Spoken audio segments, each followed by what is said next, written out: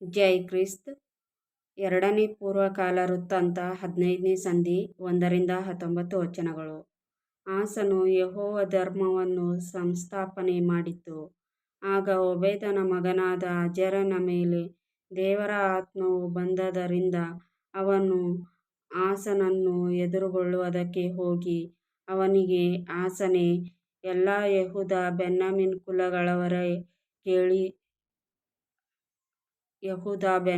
ಕುಲಗಳವರೇ ಕಿವಿಗೊಡಿರಿ.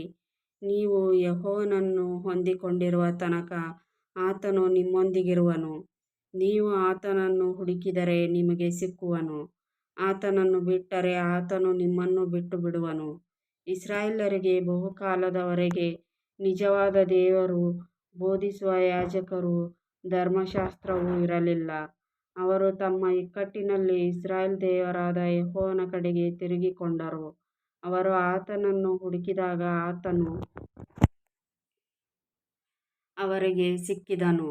ಆ ಕಾಲದಲ್ಲಿ ಯಾರಿಗೂ ನಿರ್ಭಯವಾಗಿ ತಿರುಗಾಡುವುದಕ್ಕೆ ಆಗುತ್ತಿರಲಿಲ್ಲ. ದೇಶ ನಿವಾಸಿಗಳೆಲ್ಲರೂ ಕಳವಳಗೊಂಡಿದ್ದರು. ಒಂದು ಜನಾಂಗವು ಇನ್ನೊಂದು ಜನಾಂಗವನ್ನು, ಒಂದು ಪಟ್ಟಣದವರು ಇನ್ನೊಂದು ಪಟ್ಟಣದವರನ್ನು ಹಾಳು ಮಾಡುತ್ತಿದ್ದರು. ದೇವರು ಎಲ್ಲಾ ತರದ ಕಷ್ಟದಿಂದಲೂ ಅವರನ್ನು ತಳಮಳಗೊಳಿಸಿದನು. ನೀವಾದರೋ ಸ್ಥಿರಚಿತ್ತರಾಗಿರಿ, ನಿಮ್ಮ ಕೈಗಳು ಜೋಲು ಬೀಳದಿರಲಿ, ನಿಮ್ಮ ಪ್ರಯತ್ನಕ್ಕೆ ಫಲ ತಪ್ಪದು ಎಂದು ಹೇಳಿದನು. ಆಸನು ಓಬೇದನ ಮಗನಾದ ಅಜರ್ಯನ ಈ ಪ್ರವಾದನೋಕ್ತಿಗಳನ್ನು ಕೇಳಿದಾಗ ಧೈರ್ಯಗೊಂಡು ಯೆಹೂದ ಬೆನ್ಯಾಮೀನ್ ಪ್ರಾಂತ್ಯಗಳಲ್ಲಿಯೂ ತಾನು ಸ್ವಾಧೀನಮಾಡಿಕೊಂಡ ಎಫ್ರಾಯೀಮ್ ಪರ್ವತ ಪ್ರದೇಶದ ಪಟ್ಟಣಗಳಲ್ಲಿಯೂ ಇದ್ದ ಅಸಹ್ಯ ಪ್ರತಿಮೆಗಳನ್ನು ತೆಗೆದುಹಾಕಿ ಯೆಹೋವನ ಆಲಯಕ್ಕೆ ಸೇರಿದ ಮಂಟಪದ ಮುಂದಿದ್ದ ಆತನ ಯಜ್ಞವೇದಿಯನ್ನು ಜೀರ್ಣೋದ್ಧಾರ ಮಾಡಿಸಿದನು. ಆಮೇಲೆ ಆಸನು ಎಲ್ಲಾ ಯೆಹೂದ ಬೆನ್ಯಾಮೀನ್ ಕುಲಗಳವರನ್ನು ತನ್ನ ದೇವರಾದ ಯೆಹೋವನು ತನ್ನ ಸಂಗಡ ಇರುವುದನ್ನು ನೋಡಿ ತನ್ನೊಡನೆ ಗುಂಪು ಗುಂಪಾಗಿ ಕೂಡಿಕೊಂಡು ಯೆಹೂದ ದೇಶದಲ್ಲಿ ಇಳಕೊಂಡಿದ್ದ ಎಫ್ರಾಯೀಮ್, ಮನಸ್ಸೆ, ಸಿಮೆಯೋನ್ ಕುಲಗಳವರನ್ನು ಕರೆಸಿಕೊಂಡನು. ಅವರು ಆಸನ ಆಳ್ವಿಕೆಯ 15ನೆಯ ವರ್ಷದ 3ನೆಯ ತಿಂಗಳಲ್ಲಿ ಯೆರೂಸಲೇಮಿನಲ್ಲಿ ಕೂಡಿಬಂದು ಯೆಹೋವನಿಗೋಸ್ಕರ ಆ ದಿವಸ ತಾವು ತಂದ ಕೊಳ್ಳೆಯಿಂದ 700 ಹೋರಿಗಳನ್ನೂ 7,000 ಕುರಿಗಳನ್ನೂ ಯಜ್ಞಮಾಡಿದರು.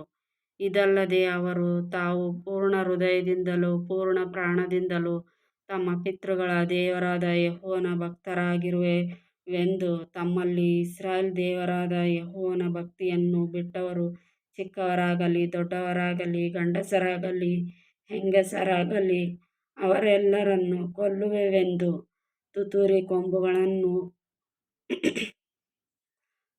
ಕೊಂಬುಗಳನ್ನೂದಿಸಿ ದೊಡ್ಡ ಆರ್ಭಟದೊಡನೆ ಯೆಹೋವನಿಗೆ ಪ್ರಮಾಣ ಮಾಡಿದರು.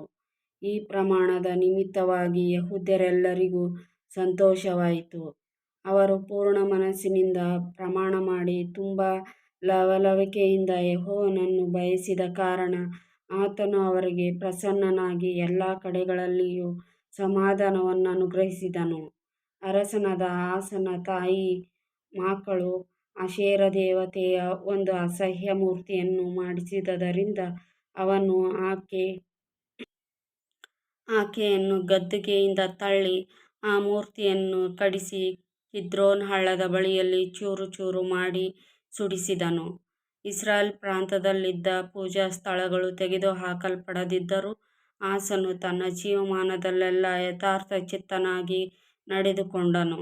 ತನ್ನ ತಂದೆಯು ತಾನು ಪ್ರತಿಷ್ಠಿಸಿದ ಬೆಳ್ಳಿ ಬಂಗಾರವನ್ನೂ ಪಾತ್ರೆಗಳನ್ನೂ ದೇವಾಲಯದಲ್ಲಿ ತಂದಿಟ್ಟನು.